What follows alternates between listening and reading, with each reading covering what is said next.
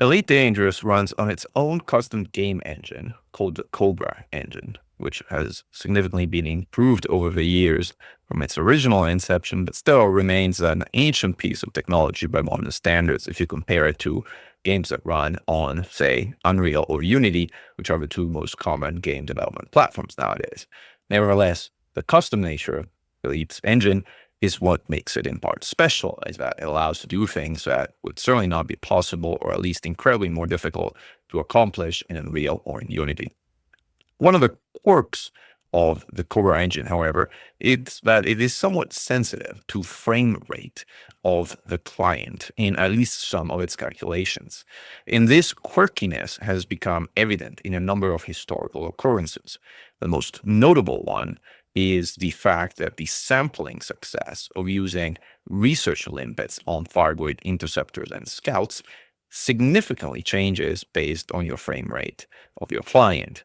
If you sample scouts and interceptors at 30 frames per second with a client or your video card locked at that frame rate, you will generally have a very significant ratio of success. However, if you do so at a much higher frame rate, for whatever reason, the engine decides that all your inputs must die, they crash into an interceptor, and none of them works. Another notable quirk in the history of the Cobra engine when it comes to frame rates is the fact that the original version of the Super Cruise overcharge drives was significantly affected in terms of heat generation by the frame rate of the client, which again resulted in changing the frame rate, affecting how much heat was generated by the SCO drives. This latter thing was patched.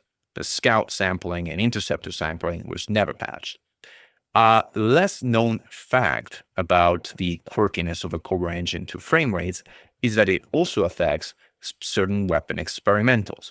And in particular, it affects the Autoloader experimental that can be applied to multi-cannons. And one of the more recent popular builds in anti-Xeno combat is the so-called easy mode Corsair, which combines modified plasma chargers with three so-called azimuth multi-cannons, which are pre-engineered, large, gimbaled, enhanced anti-Xeno multi-cannons.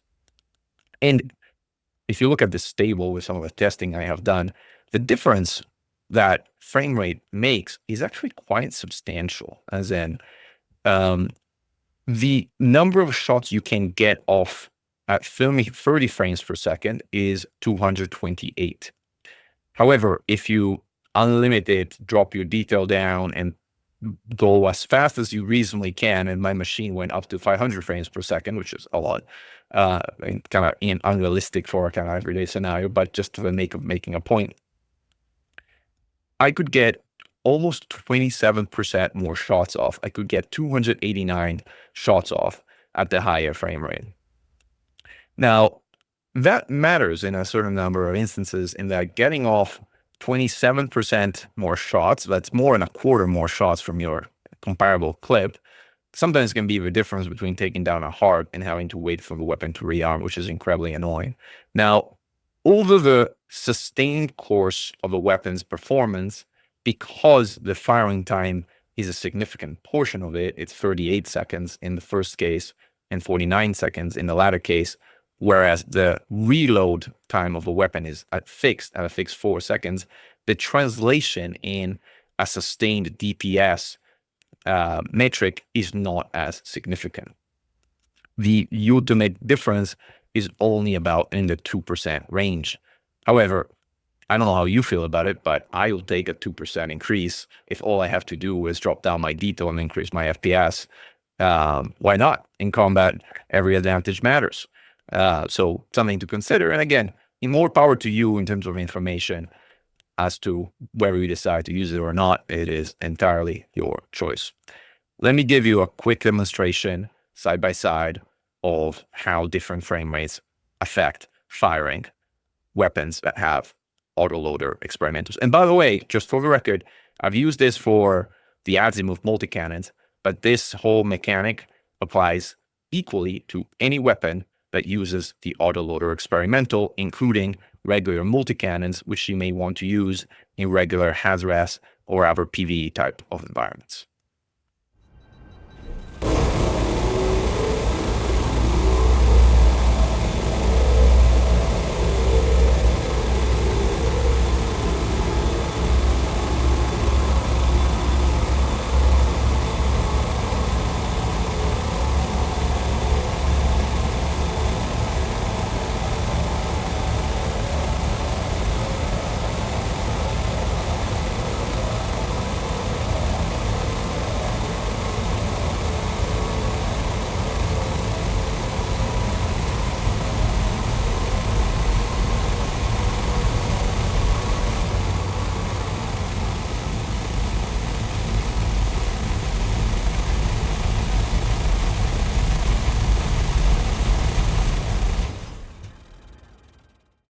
That's it. Another nifty trick up your sleeve.